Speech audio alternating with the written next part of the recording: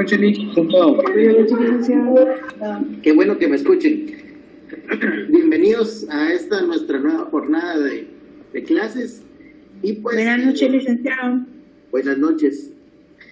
Les Noches, cuento. licenciado. Buenas noches. Buenas noches, licenciado. Buenas noches, bienvenidos. Bueno, pues les decía de que me siento muy contento por las presentaciones que hicieron los compañeros el día viernes. La verdad que fueron muy buenas y no cabe duda que ahí descubrimos nuevos talentos, chicos y chicas muy buenos en su oratoria. Entonces, los felicito, creo que van por buen camino. Hay que practicar realmente. Los temas que vimos muy profundos, si lo quieren ver ustedes así, porque en ellos se puede ver aspectos históricos que nos hacen reflexionar, ¿no? Y eso es lo importante para poder tomar una postura. Hay una parte de un compañero que habló acerca de temas que no se quería meter a la religión, que no sé qué, que es un poco complicado, ¿no? Pero yo en su momento, y se lo repito, desde la academia pues podemos hacer eso. Creo que aquí el conocimiento a través de la academia y sobre todo aspectos científicos se vale hacer ese tipo de consideraciones. No tendría por qué haber ninguna molestia de nadie. Entonces, se lo vamos a sacar aquí a un compañero que tiene. Ahí está. Continuando con la clase del día de hoy, obviamente vamos a tocar varios aspectos que quedaron pendientes en la clase anterior, sobre todo lo relacionado a estos eventos como lo fue el Holocausto y los juicios de Nuremberg. Y antes de como seguir el hilo conductor que traíamos en la clase anterior, me pareció importante empezar con estas consideraciones. En la pantalla podemos ver de que tenemos realmente dos consideraciones importantes, como lo son estas aseveraciones que hicieron en su momento estos personajes. Y si ustedes se dan cuenta, parecieran ser lo mismo, pero no.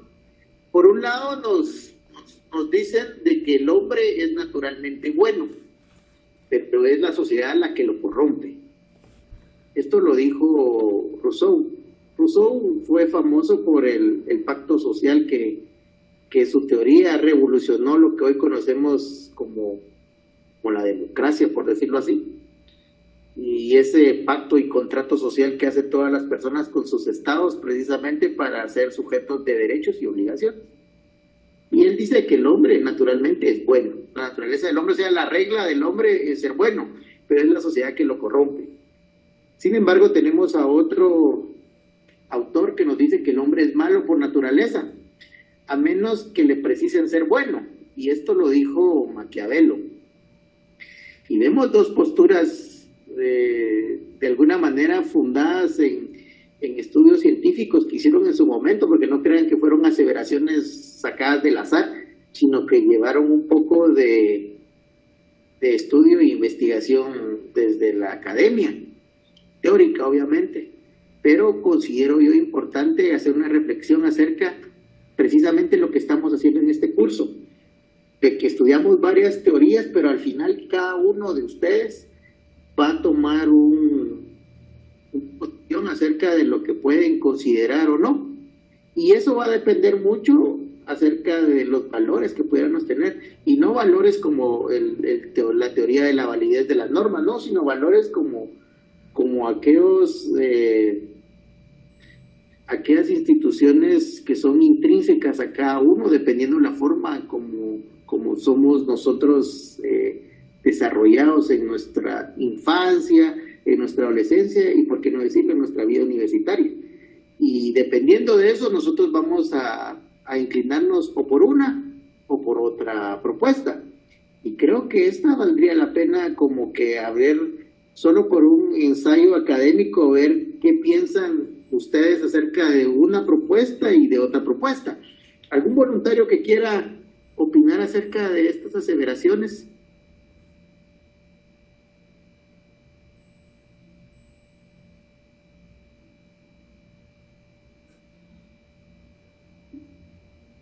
Bueno, vamos a ver aquí algunos de los compañeros.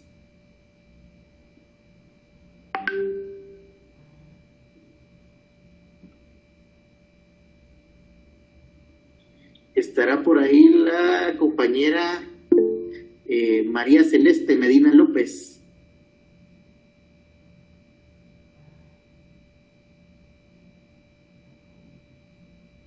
Por ahí levantó la mano un compañero. Es el momento si quiere participar.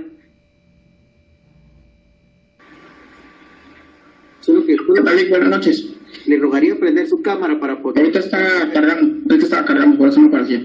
Excelente, cuéntenos.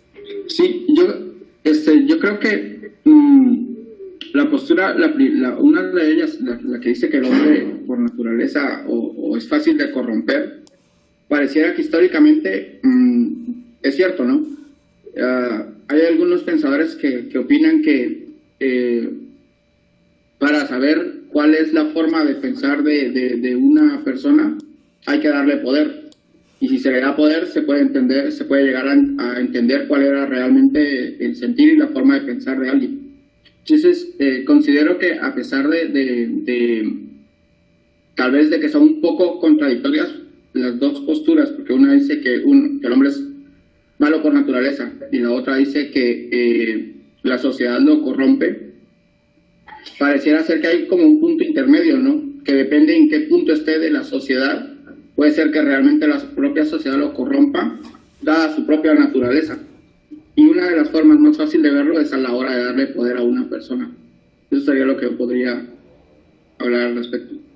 Interesante, gracias, muy buen aporte, sobre todo en el hecho de que, bueno, ¿qué pasa cuando se le da poder a una persona y conocer su naturaleza? ¿Será que es bueno o será que no es tan bueno? A ver, ¿qué dicen otros compañeros? Estará ya por ahí la compañera María Celeste Medina López.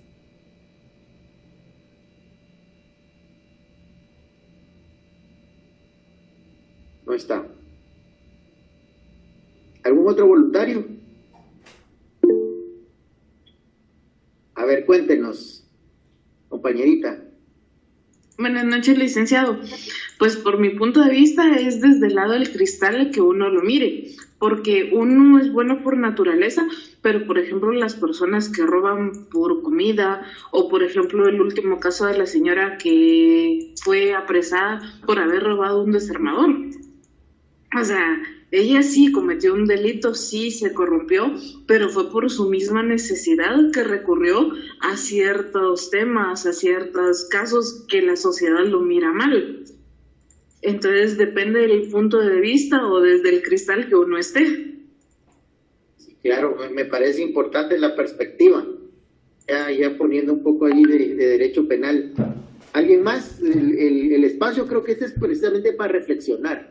Entonces, ahorita se vale. Gracias, compañero. El licenciado, ¿puedo participar? Con mucho gusto. Solo que no puedo poner mi cámara porque no me está funcionando si la pongo. Vaya, no se preocupe. Ok. Sí, yo creo que, bueno, yo personalmente soy una persona que cree o piensa muy bien de los demás. Realmente creo que las personas nacemos buenas o con buena voluntad, porque hay pocos niños que son malos. Y son las condiciones en las que uno crece, las necesidades, el mismo sistema que margina a ciertas personas, eso, sobre todo por el derecho penal, ya marca y etiqueta a ciertas personas como criminales. Y entonces la gente no es mala, sino se va convirtiendo en mala porque las condiciones sociales no son óptimas. Claro, muy buen aporte, gracias. Por ahí está levantando otra compañera la mano, la dejamos en el espacio.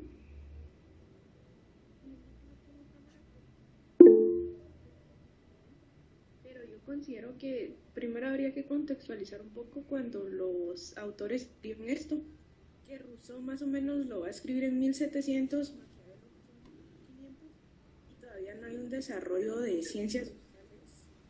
Solo que no mucho se le escucha. ¿Se me escucha mejor aquí? A lo lejos se le escucha. Ay, yo creo que es mi señal que no está muy bien. Ahorita sí ya se le escucha. Ah, ok. Yo le decía que una de las cosas que hay que tomar en cuenta también es el momento histórico en el que los autores escriben estas líneas de pensamiento, ¿verdad? Por ejemplo, Rousseau, que lo escribe en 1700, Maquiavelo más o menos en 1500, en donde todavía no hay un desarrollo de ciencias sociales. Y creo que son posturas bastante dicotómicas, que dejan, pues ya en la contemporaneidad, de tomar en cuenta aspectos sociales, aspectos psicológicos incluso, aspectos biológicos que podrían influenciar de alguna forma en un individuo, ¿verdad? Bueno, yo ahí lo dejaría de momento, pero sí, pues, contextualizar primero y luego sí veo que es muy dicotómico. Sí, muy buen aporte. Sobre todo lo que usted nos dice, que tenemos que contextualizar el momento en que se dijo esto. Interesante, muy bueno. Por ahí alguien más tenía la mano levantada, el espacio es de usted.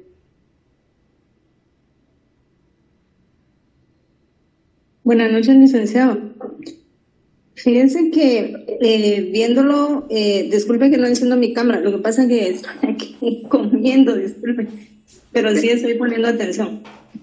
Fíjense que tal vez desde un punto personal o viéndolo desde un punto social o humano, ¿verdad? Humanamente, yo considero que sí, todos nacemos siendo buenos, ¿verdad? Porque cuando nacemos somos niños, pues somos inocentes, ¿verdad?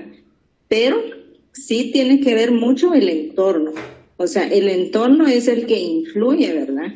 Entonces no podemos generalizar, ¿verdad? Porque tal vez podemos vivir en medio de, ¿qué le dijera yo? De corrupción, bueno, como lo vivimos, incluso lo vivimos actualmente, ¿verdad?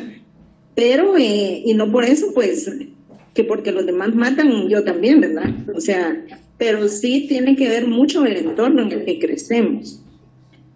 Con el primero, ¿verdad? Ahora con el segundo, pues, el segundo yo lo considero tal vez viéndolo o analizándolo desde un punto de vista tal vez religioso, ¿verdad? Porque como dice la religión, no vamos a especificar religión, pero lo que se habla es que nacemos con el pecado, ¿verdad?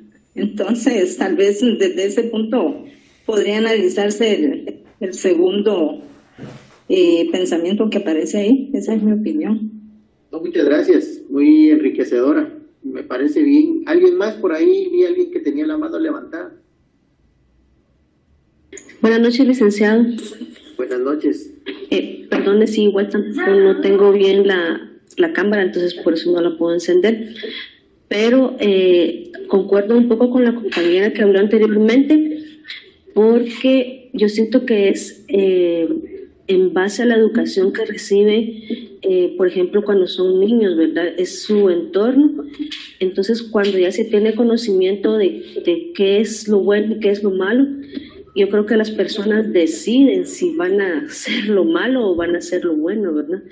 Entonces ese sería, digamos, en el primer punto. En el segundo punto igual concuerdo que también lo veo como algo más que todo religioso también, por decir que el hombre es malo por naturaleza, ¿verdad? A menos que le digan que tiene que ser lo bueno, pero creo que más que todo es como una decisión que uno toma, porque uno ya tiene el conocimiento de qué es hacer lo bueno y qué es hacer lo malo, ¿verdad? Excelente, gracias. Bueno, ahí lo vamos a dejar porque si no, no vamos a avanzar, pero si ustedes se dan cuenta, creo que todos coincidimos en que en estas teorías importa mucho el entorno y sobre todo la forma en que tengamos cimentados nuestros distintos valores, y es la verdad.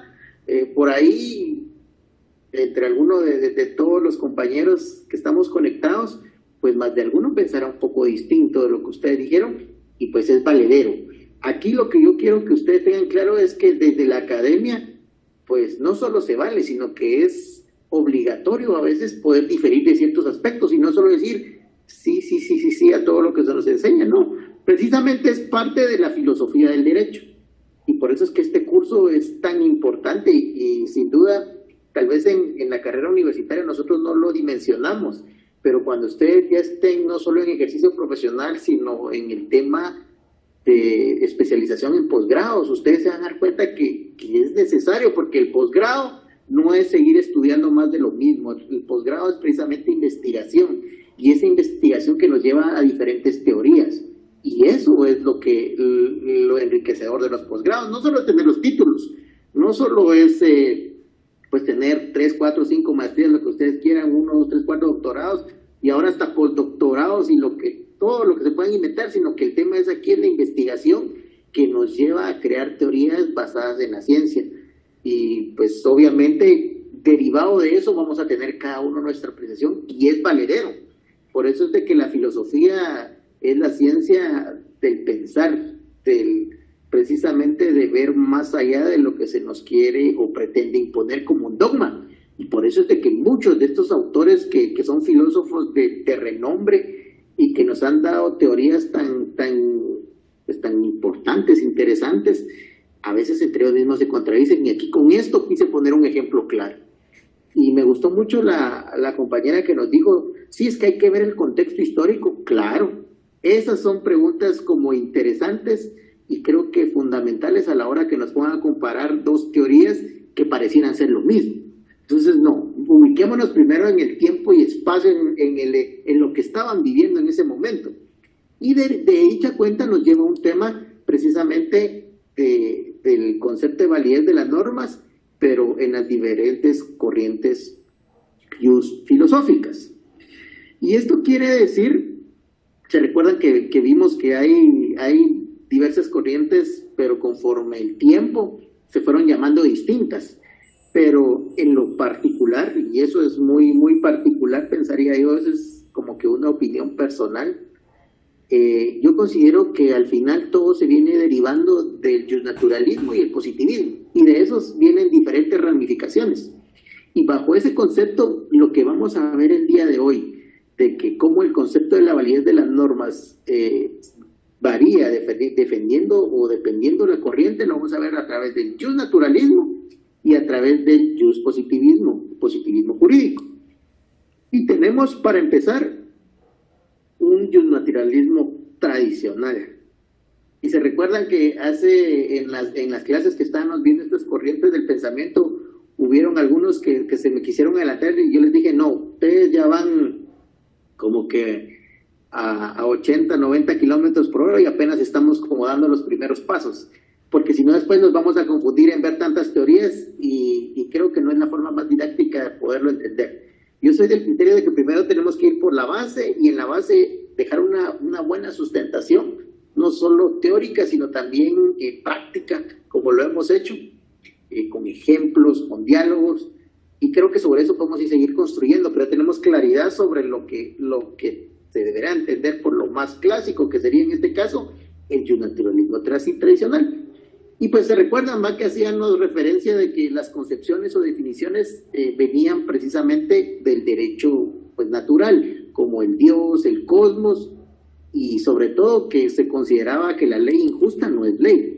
Ahí viene la primera diferenciación que podemos saber con el positivismo, que pues si está en la ley, pues necesariamente tendría que ser justa y por ende aplicable, según el positivismo. Pero dentro de las teorías justnaturalistas tradicionales, yo quiero que por lo menos hoy se lleven dos, y nada más. Hay bastantes, o sea, de verdad, pero hoy quiero que podamos entender el justnaturalismo teológico y el justnaturalismo racionalista. Y obviamente el teológico, como su nombre lo dice, pues son representantes de filósofos tomistas. Esto quiere decir de que ellos consideraban que el origen del derecho natural es Dios y que las leyes positivas, o sea, las leyes del hombre, las escritas, deberían derivarse precisamente de Dios. Y es ahí como nosotros podemos ver cierta semejanza, por ejemplo, entre los 10 mandamientos, y por ahí vienen surgiendo las 12 tablas, por ejemplo, en el derecho romano. Y vemos que unas aparentemente se derivan de las otras, para algunos autores. Obviamente, nosotros, conociendo un poco más de historia y los orígenes, pues podríamos tener ciertas pues diferencias acerca de ese criterio y decir, no, pues yo considero que eso no es así, y es respetable. Y también tenemos el justnaturalismo racionalista, representado por los filósofos iluministas, y obviamente ellos ya vienen diciendo que origen de los principios morales se encuentra en la estructura o naturaleza de la razón humana. Y trataron de ver estos principios como que autoevidentes. Y esto viene muy ligado de la razón. ¿Se recuerdan que por ahí veíamos una teoría que va ligada con la razón? Pero no quiero entrar a esa parte, porque después de ver el tema de la validez en estos dos unidades, nos centramos a ver el tema de la razón, que van a ver que es un tema un poco también que nos vamos sumergiendo más y más, nos vamos alejando de donde iniciamos aquel día, de decir, bueno, ¿qué es filosofía? Y poco a poco fuimos incursionando y metiéndonos hasta donde vamos ahora. ¿Por qué es importante entender este tipo de naturalismo? Por lo menos estas dos versiones, el teológico y el racionalista, porque bajo esas dos premisas nosotros vamos a ver precisamente la teoría de la validez. Y es de aquí importante que desde la época de Aristóteles y hasta nuestros días se encuentra una tradición ininterrumpida de teorías del derecho natural. Unas veces el derecho natural se ha basado en concepciones teológicas y otras se ha concebido racionalmente, o distinguido entre un derecho natural sociológico, histórico, racional, antropocéntrico. Esto es prácticamente lo que habíamos nosotros dicho de los orígenes de este naturalismo. Desde el naturalismo tradicional, la validez del derecho depende de varios aspectos. Y yo, no sé si en la presentación lo pueden ver, la parte trascendente en negril es la que nosotros estamos vinculando a cuáles son esos aspectos del cual depende la validez del derecho desde el punto de vista del naturalismo tradicional. Y ahí es donde vemos el naturalismo tradicional teológico y el de la razón. Y obviamente el del teológico es precisamente porque existe un sistema superior trascendente. Dios, el cosmos, la fuente de todo. Y pues que los principios naturales no son verificables. Ahí hay una contradicción a lo que pudiera llamarse ciencia, porque déjenme decirles que algo que hace que un concepto, una teoría sea considerada científica, desde mi punto de vista es la verificación. Si yo lo puedo verificar ante el mundo real, creo que podemos llenar una teoría científica. De lo contrario, eso no podría ser otras cosas menos algo científico, desde mi punto de vista. Yo espero que conforme pues vayamos avanzando, ustedes vayan tomando los aspectos para ustedes tomarse su propia postura. Porque el día de mañana, sinceramente, creo que para mí va a ser un honor, no que digan estoy de acuerdo con usted, sino que no, yo difiero y yo tengo otra opinión, es respetable.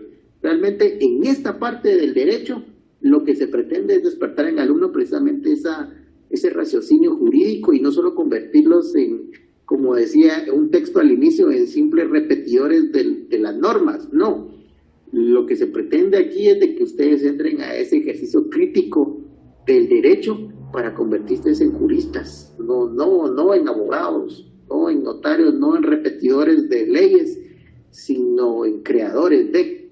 Y eso se los va a dar precisamente este tipo de concepciones. Y pues retomando el tema de la validez del derecho, desde el naturalismo tradicional tenemos la otra vertiente que es precisamente la justicia. Y es una forma de una norma que no sea justa, pues dicen que no es válida. Y ahí entramos nosotros en el tema del holocausto y de las leyes tanto las leyes de Nuremberg como los juicios de Nuremberg. Creo que por ahí hay un hilo conductor que los juicios quisieron como mandar un mensaje contundente a las personas que se prestaron a hacer estas atrocidades. Y es que tampoco podemos esconder este tipo de cosas con un dedo, ¿no? O sea, no podemos tapar el sol con un dedo, dirían por ahí, o al menos depende de la perspectiva. Porque pues sí, hubieron atrocidades y lo que rescatamos todos y creo que nos quedó muy claro es que hubieron leyes que avalaron ese tipo de comportamientos del Estado hacia población civil, de cualquier nacionalidad, por no decir una, ¿verdad? Que obviamente tuvimos claro que era la comunidad judía, pero que hubiera una ley que sustentara esa parte, ahí es donde empezó la crisis de hacer una crítica y salió por ahí la teoría pura del derecho de Kelsen diciendo de que pues definitivamente no, eso no se podía hacer así, que el hecho que estuviera en una ley no era automático decir de que debía de obedecerse de alguna manera. Y obviamente son temas tan complejos porque lo que vimos ahí es de que había una ley para provocar un exterminio. Y que ese exterminio pues resultó en la muerte de millones de personas.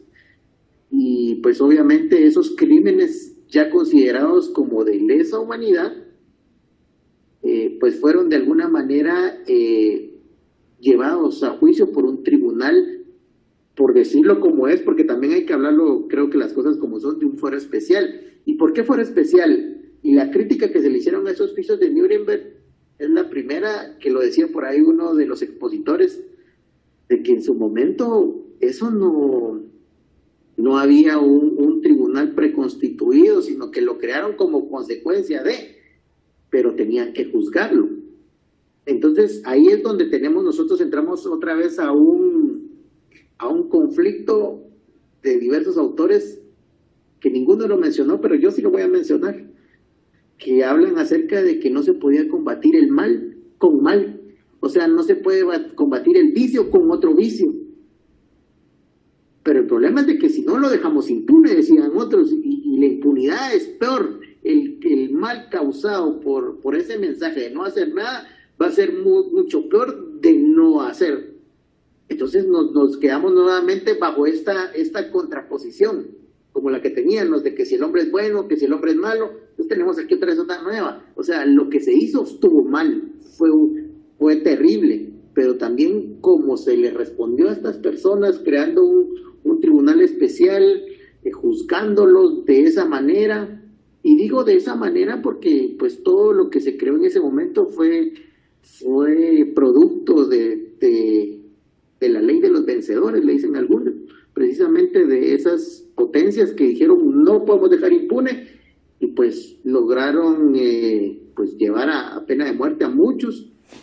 Algunos resultaron pues absueltos. Ese es como que un mensaje positivo de alguna manera, porque tampoco fue que solo por el hecho de llevarlos a juicio necesariamente tuvieron que haber pagado lo que hicieron. Por ahí los compañeros del grupo 5, me pareció sorprendente el análisis que hicieron de cómo tenían que ver los juicios de Nuremberg con la validez con la teoría de la validez del derecho. Porque entonces nosotros ya como juristas nos hace reflexionar desde un plano eminentemente académico y poder hacer la crítica. Bueno, pero ¿será que eso hasta cierto punto fue lo legal? A lo mejor sí. ¿Fue lo correcto? Ahí es donde vienen los dilemas. Y creo que cada uno desde su espacio lo puede reflexionar y sacar sus propias conclusiones. Y esas conclusiones son las que nos van a llevar precisamente a valorar la teoría de la validez del derecho. Eso es, nosotros entender cuándo vamos a aplicar la teoría de la validez del derecho, porque si ustedes se dan cuenta aquí, en este curso y las diferentes teorías que hemos analizado, como que no son conclusivas en algo, sino que solo nos dejan la idea en el ambiente y ya le toca a cada quien que lo estudia y lo analiza tomar una postura y sobre todo sacar la conclusión, que eso es, a mi parecer, el punto más complicado en este tipo de temas, que son tan delicados. Para el positivista, aquí nos vamos a la otra versión, el positivismo jurídico. ¿Se acuerdan, verdad? Donde vinieron aquellos autores y dijeron, bueno, vamos a separar el derecho y la moral, eso no tiene nada que ver. Y pues hubo un problema en la validez jurídica, y es que precisamente las normas constituirían los problemas como centrales, pues al desconectar el derecho de la moral, identificar que el derecho como derecho creado históricamente no podría justificar la obediencia al derecho por referencia a una pauta moral, sino jurídico. Ahí viene prácticamente lo que les dije, o sea, ¿cómo hacer nosotros para saber qué derecho sí es justo y qué derecho no es justo, cuando al final de cuentas el tema de la justicia siempre viene a dar a la subjetividad de cada quien? Por ahí decía una compañera justo ahorita en su participación de que una señora no es lo mismo robar por placer, llamémoslo así, a robar por necesidad. Y uno no puede dejar de tener empatía en algún momento por ese tipo de acciones, en donde, por ejemplo, vemos a un par de personas que están en el campo llevan una cosecha, y se la llevan porque necesariamente es parte de sus alimentos que tienen que llevar, pero al final esa conducta es prohibitiva y criminalizable. Y es ahí en donde realmente esa teoría de la validez del derecho cobra relevancia y nos hace, yo espero que en un futuro no muy lejano, ustedes desde sus judicaturas o desde sus fiscalías o desde cualquier lugar de la administración pública donde pudieran estar, o por qué no decirlo, como un buen defensor, puedan arribar a estas conclusiones y precisamente llevar a un buen término por la justicia estos temas que de alguna manera son respetables desde el punto de vista que se quieran ver. Pero obviamente el positivismo, luego de 2 ciclos de defender la obediencia y la validez del derecho por referencia a una fuente histórica, o sea, solo porque lo venían haciendo ellos, yo lo vengo haciendo también, pues no pudo explicar precisamente por qué debemos obedecer el derecho injusto. Y eso nos lleva nuevamente, y el ejemplo es claro, y por eso es de que cuando leemos varios autores, siempre nos llevan a los juicios de Nuremberg y nos cuestionan, ¿el derecho ahí fue justo o injusto? Y cada quien podrá tener su perspectiva, pero nosotros desde la óptica del derecho, con principios básicos, a lo mejor, y estudiándolo un poco más a fondo, podemos descubrir que las cosas pues no tuvieron que pasar de esa forma, sino que tuvieron que ser distintas. Obviamente ese acontecimiento histórico abrió muchas puertas importantes. Por ahí se hablaba acerca de que por ahí nació la Convención sobre los Derechos del Hombre Universal, imagínense. Y por qué no decirle, ese es el primer antecedente de los tribunales penales internacionales. Y eso llevó muchos como ejemplos posteriores, en donde todo arribó a la creación de la Corte Penal Internacional. Y creo que precisamente es para evitar lo que se hizo en ese entonces, de que como consecuencia de un conflicto vino y armaron un grupo de personas y preconstituyeron un tribunal como que de fuero especial, llamémoslo así, porque fue especialmente para eso. Y por eso es que dentro de nuestra Constitución ustedes pueden ver esos rasgos históricos, que eso es lo primero que está prohibido dentro de las normas básicas del derecho, que no se pueden crear fueros especiales para determinados asuntos, sino que ya tienen que estar preconstituidos. Y esto no solo hablemos de derecho penal, no, esto hablemos de todo el derecho, hablando del derecho civil, el derecho de trabajo, o sea, es exactamente un principio general del derecho. Pero por ahí viene un poco acerca de este tema. Para el positivista, o sea, el positivismo, el problema de la validez jurídica de la norma constituirá uno de los problemas centrales, lo que hablamos. Los juicios morales son relativos y subjetivos. Esa parte es bastante como complicada porque es cierto, la moral, y por eso es de que en algún momento algunos pensadores la separaron del derecho, porque es diferente. Lo que para mí moralmente es correcto, para otra persona no puede ser lo correcto. Y pues, ya que se puede demostrar la validez de los juicios morales y la validez de otros, pero se sostiene que el derecho positivo es justo por el hecho de ser derecho positivo, sin importar su contenido con el sistema moral. Pero el positivismo jurídico, aplicado a la pureza del método para delimitar el campo normativo del derecho, elimina elementos extraños, los quita. Por ejemplo, los sociológicos, los históricos, los psicológicos, los políticos, y pues obviamente se ampara en la teoría de la exclusividad del derecho positivo, que es uno, monista, unidimensional, o unitario, ¿no? Es solo uno. Entonces creo yo de que lo que nos debemos llevar esta noche, y yo creo que se lleve en esa parte, es de que la teoría de la validez del derecho pues va a ir dependiendo de la perspectiva de la corriente filosófica que la veamos, y que ya vimos que las que resaltamos en la historia y las que tienen efectos hasta el mundo del día de hoy, pues es el naturalismo y el positivismo jurídico. De esas se derivan, pues a mi criterio, varias. Y pues obviamente tenemos la claridad de que para el positivismo jurídico los juicios de Nuremberg fue un acontecimiento que marcó un antes y un después. Y no se puede decir otra cosa porque Empezamos a hablar acerca de un positivismo estructurado, de un positivismo racional, de un positivismo basado en la lógica, y de ello se derivan un montón de vertientes, los cuales, pues, como les digo, en su momento los van a estudiar ustedes más a profundidad, pero hoy esa parte es la que yo quiero que les quede en el ambiente.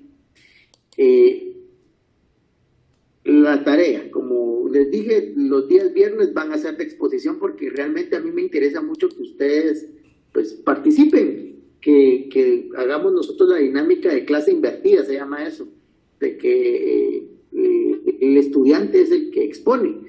Y créanme que a mí en su momento esa parte que nos ponían a exponer me ponía en apuros, porque decían, la gran, pero si yo solo quiero que me enseñen. Y no, fíjense que no. Realmente creo que las teorías modernas de enseñanza y pedagogía lo que nos indican es que cuando el estudiante se prepara para dar la clase, lo que aprende ya difícilmente se le olvida. Entonces, para el grupo 8, 10 y 12, el tema es las razones que establecen las diversas corrientes para obedecer el derecho, es decir, por qué obedecemos al derecho. Y nos tienen que dar algunos ejemplos. Esto son temas que están dentro del temario de nuestro curso. Ahí pueden ver bibliografía, y pues la verdad que ha sido muy enriquecedor ver que cada grupo le da un enfoque distinto al tema, y creo que todos hemos aprovechado toda la clase. Y el segundo tema es el problema de la obediencia al derecho y el problema de la desobediencia civil. Eso es para el grupo 7, 9 y 11. Entonces, si quieren ver como que cuál es el contexto, de dónde vienen esos temas, precisamente en el temario ahí están desarrollados esos dos puntos y podemos ver precisamente de dónde vienen. Entonces, por la hora nos vamos a quedar aquí. Cualquier duda, ustedes me la hacen saber a través de sus coordinadores en el chat, y pues felicitarlos a los del grupo anterior, y espero que los de este grupo que vienen, esta 8, 10, 12, 7, 9 y 11, pues se preparen para este viernes. Los vamos a escuchar a todos. Creo que el tiempo nos alcanzó perfectamente y fue muy enriquecedor para todos.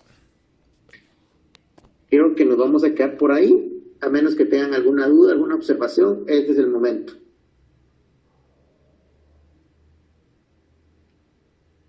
Licenciada, buenas noches. Sí, buenas noches. Disculpe, las mismas instrucciones para las exposiciones del viernes pasado son para las del viernes próximo, ¿verdad? Las mismas, no tienen que ser los mismos expositores de la vez pasada. Tienen que prender todos los compañeros de su grupo, tienen que prender sus cámaras. La verdad que sí, por lo menos, aunque no expongan, pero tienen que estar con sus cámaras prendidas. Esa es como la regla. Muy bien, muchas gracias, licenciada. Buenas noches. Buenas noches a todos. Buenas noches, licenciada. Buenas noches.